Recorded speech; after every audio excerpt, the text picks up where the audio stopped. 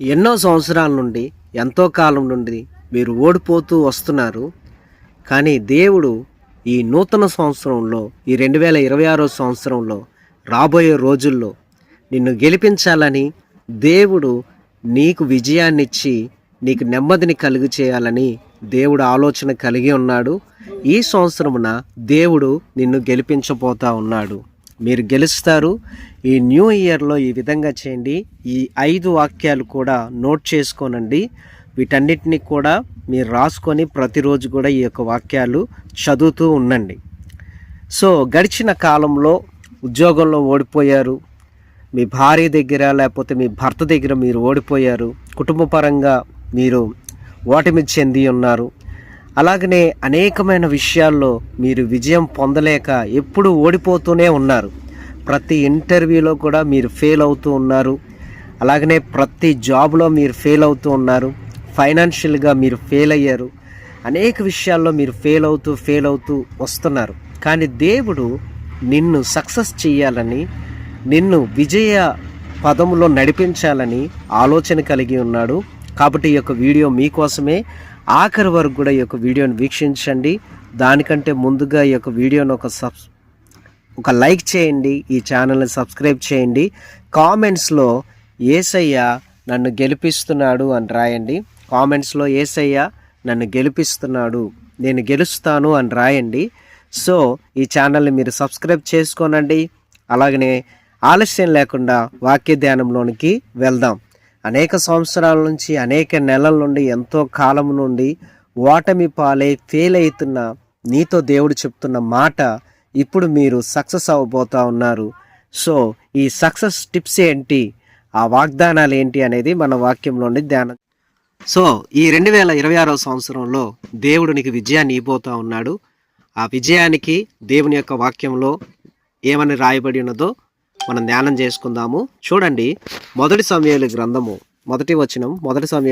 26వ అధ్యాయం 25వ వచనం ధ్యానం చేసుకుందాం. మొదటి సమూయేలు గ్రంథం 26వ అధ్యాయం 25వ వచనం. నీవు ఆశీర్వాదం పొందుదువుగాక, నీవు ఘనకార్యములను పూనుకొని విజయం నొందుదువుగాక అని దావీదుతో అనెను. చూడండి, దేవుడు ఈ సంవత్సరమున నీకు ఆశీర్వాదాన్ని కలుగచేసి నీవు ఘనకార్యములను పూనుకొని విజయం పొందుకున్నట్లుగా చేయబోతా ఉన్నాడు. అనగా ఈ సంవత్సరమున నీవు సక్సెస్ అవ్వబోతా ఉన్నావు. ఘనకార్యాలను పూనుకొని అంటే దేవుడు ఘనమైన కార్యాలను పూనుకునేలాగా దేవుడు నిన్ను చేసి అందులో దేవుడు నీకు విజయాన్ని పొందేలాగా, విజయాన్ని ఇచ్చేలాగా చేయబోతున్నాడు. కాబట్టి ఘనమైన కార్యాలను పూనుకో. ఈ సంవత్సరం నా దేవుడు నీకు విజయాన్ని కలుగు చేయబోతా ఉన్నాడు.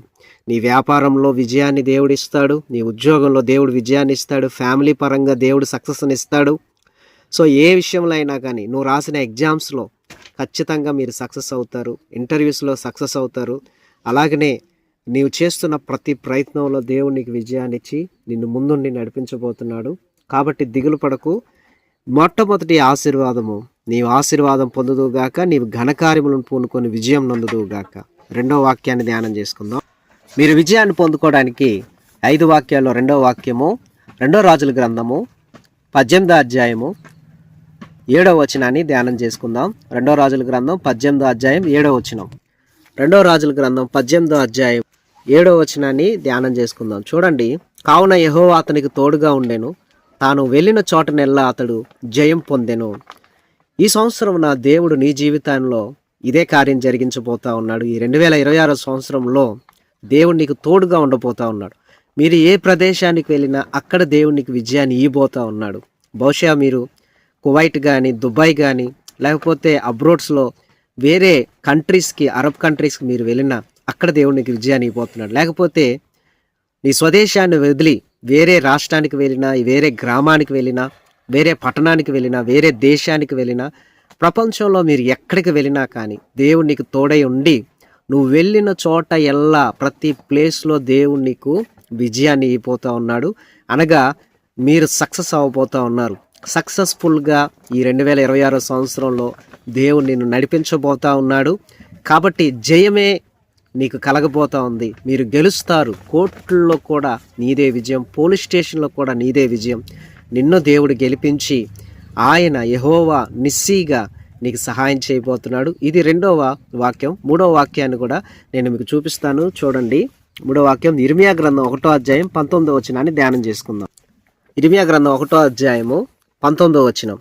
వారు నీతో యుద్ధం చేతురు గాని నిన్ను విడిపించుటకు నేను నీకు తోడై ఉన్నందున వారు నీ పైని విజయం పొందజాలరు. ఇదే యెహోవాకు. దేవుడు నిన్ను విడిపించడానికి నీకు తోడై ఉన్నాడు కాబట్టి ఎవరు కూడా నీ పైన విజయం పొందజాలరు. చూడండి, ఈ 2026 సంవత్సరంలో సాతాను నీతో యుద్ధం చేస్తాడు, మనుషులు నీతో యుద్ధం చేస్తారు, అనేక మంది నీతో యుద్ధం చేస్తారు. అనేక పరిస్థితులు గుండా వెళ్ళినప్పుడు నువ్వు యుద్ధ భూమిలో ఉన్నట్లుగా అనేకమైన విషయాలతో నువ్వు పోరాడాల్సింది. ఆ పోరాటంలో దేవుడు నిన్ను విడిపిస్తాడు, నీకు తోడుగా ఉంటాడు, నీకు విజయం కలుగుతుంది. అనారోగ్యంతో నువ్వు పోరాడాలి, ఖచ్చితంగా అనారోగ్యంపై నీకు విజయం కలుగుతుంది. అప్పులతో పోరాడాలి, అప్పులపైన నీకు విజయం కలుగుతుంది. అలాగనే పేదరికంతో పోరాడాలి, పేదరికం పైన దేవుడు నీకు విజయాన్ని ఇస్తాడు. కొన్ని సందర్భాల్లో నీ భార్య, నీ భర్త, నీ బిడ్డలు అనేక సందర్భాల్లో వాళ్ళు నీకు వ్యతిరేకంగా లేచి నీతో పోరాడుతారు, అంటే నీతో యుద్ధం చేస్తారు. కానీ నీతిమంతుడైన దేవుడు నీ పక్షాన నిన్ను విడిపించడానికి తోడై ఉన్నాడు గనక ఆయన నీ పైన ఎవరు విజయం పొందకున్నట్లుగా నీవే విజయం పొందుకున్నట్లుగా దేవుడు నీ పట్ల చేస్తాడు. కొన్ని సందర్భాల్లో నీ భార్య, లేకపోతే నీ భర్త, లేకపోతే నీ కుటుంబస్తులు, నీ అన్న, తమ్ముడు, అక్క, చెల్లి, అత్త, మామ, నీ స్నేహితులు, బంధువులు నీ మీదే కేసు పెట్టి నీపైనే నిన్ను ప్రిజన్లోకి అనగా జైలుకి పంపించాలని వాళ్ళు నీతో యుద్ధం చేస్తారు. కానీ వాళ్ళకి అది చేత కాదు. దేవుడు నీ పక్షాన ఉండి నిన్ను గెలిపిస్తాడు. ఏమాత్రం భయపడవద్దు. ఈ 2026 సంవత్సరంలో సాతాను ఎన్ని యుద్ధాలు చేసినా, మనుషులు నీతో ఎన్ని యుద్ధాలు చేసినా దేవుడు నిన్ను విడిపించి నీ పైన ఎవరో విజయం పొందలేకున్నట్లుగా దేవుడు నిన్ను చేయబోతున్నాడు. ఇది 3వ వాక్యం. 4వ వాక్యాన్ని కూడా మనం ధ్యానం చేసుకుందాం. 1 కొరింథీయులకు రాసిన పత్రిక 15వ అధ్యాయం 57వ వచనం. కొరింథీయులకు రాసిన పత్రిక 15వ అధ్యాయం 57వ వచనం. అయినను మన ప్రభు అయిన యేసుక్రీస్తు మూలముగా మనకు జయము అనుగ్రహించుచున్న దేవునికి స్తోత్రం కలుగునుగాక. చూడండి, ప్రభు అయిన యేసుక్రీస్తు మూలముగా మనకు జయము అనుగ్రహించుచున్న దేవునికి స్తోత్రం కలుగునుగాక. యేసుక్రీస్తు మూలముగా అనగా ప్రభు అయిన యేసుక్రీస్తు ప్రభువారి మూలముగా ఈ రోజున నీకు జయము అనుగ్రహించబడుతూ ఉన్నది. ఇంతకాలం ఓడిపోయావు, ఫెయిల్ అయ్యావు, ఇంతకాలం నువ్వు పోరాటాల్లో అపజయాలు పొందుకున్నావు. కానీ ఈసారి నీకు జయం కలగబోతుంది. నువ్వు గెలుస్తున్నావు, నువ్వు సక్సెస్ అవుతావు, నువ్వు ఫెయిల్ అవ్వవు. ఈ విజయాన్ని దేవుడు నీకు అనుగ్రహించబోతా ఉన్నాడు. హోసన్నా అనగా దేవుడు మనకు జయమును అనుగ్రహిస్తాడు. కాబట్టి దేవుడు నీకు విజయాన్ని అనుగ్రహించునుగాక. 5వ వాక్యాన్ని కూడా ధ్యానం చేసుకుందాం. 2వ సమూయేలు గ్రంథం 7వ అధ్యాయం 11వ వచనం. 2వ సమూయేలు గ్రంథం 7వ అధ్యాయము 11వ వచనం. నీ శత్రువుల మీద నీకు జయమిచ్చి నీకు నెమ్మది కలుగు చేసి ఉన్నాను. చూడండి, దేవుడు నీతో తెలియపరుస్తున్న మాట, నీ శత్రువుల మీద నీకు జయమిచ్చి నీకు నెమ్మది కలుగు చేసి ఉన్నాను. నీ శత్రువులు ఎంతమంది అయితే ఉన్నారో వాళ్ళందరిపైన నీకు దేవుడు విజయాన్ని ఇచ్చి నీకు నెమ్మది కలుగు చేయబోతున్నాడు. ఈ 2026 సంవత్సరం అంతా కూడా నీకు నెమ్మది అనేది ఉంటుంది. ప్రతిరోజు, ప్రతి వారం, ప్రతి నెల నెమ్మది. లాస్ట్ ఇయర్ అంతా నెమ్మది లేకుండా ఓడిపోతూ వచ్చావు. కానీ ఈ సంవత్సరం దేవుడు నీకు విజయాన్ని ఇచ్చి నీకు నెమ్మది కలుగు చేయబోతా ఉన్నాడు. నీ శత్రువులందరిపైన నీకు దేవుడు విజయాన్ని ఇవ్వబోతా ఉన్నాడు. కాబట్టి దేవుడు నిన్ను దీవించి ఆశీర్వదించును గాక. ఈ 2026 సంవత్సరంలో మీరు సక్సెస్ అవుతారు.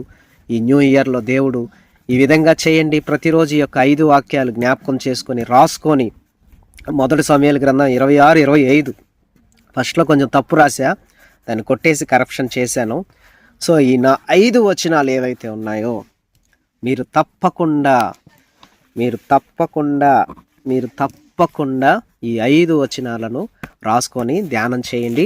దేవుడు మిమ్మల్ని, మీ కుటుంబాన్ని దీవించును గాక. స్క్రీన్ మీద కనపడుతున్న నెంబర్కి మీకు ఏమైనా ప్రార్థన అవసరతలు ఉంటే వాట్సాప్ ద్వారా తెలియపరచండి, లేదా కాల్ చేయండి. కామెంట్స్లో జస్ట్ హోసన్నా అని రాయండి. HOSANNA హోసన్నా అని రాయండి. హోసన్నా అన్న మాటకు అర్థం ఏంటంటే జయము అని అర్థం.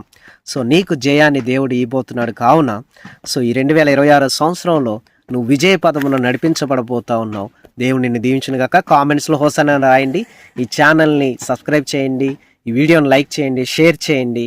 అలాగనే మీ ఫ్రెండ్స్ అందరికి కూడా ఈ యొక్క వీడియోని షేర్ చేయండి. దేవుడు మిమ్మల్ని మీ కుటుంబాలను దీవించును గాక. ప్రభు మీకు విజయాన్ని అనుగ్రహించును గాక. God bless you.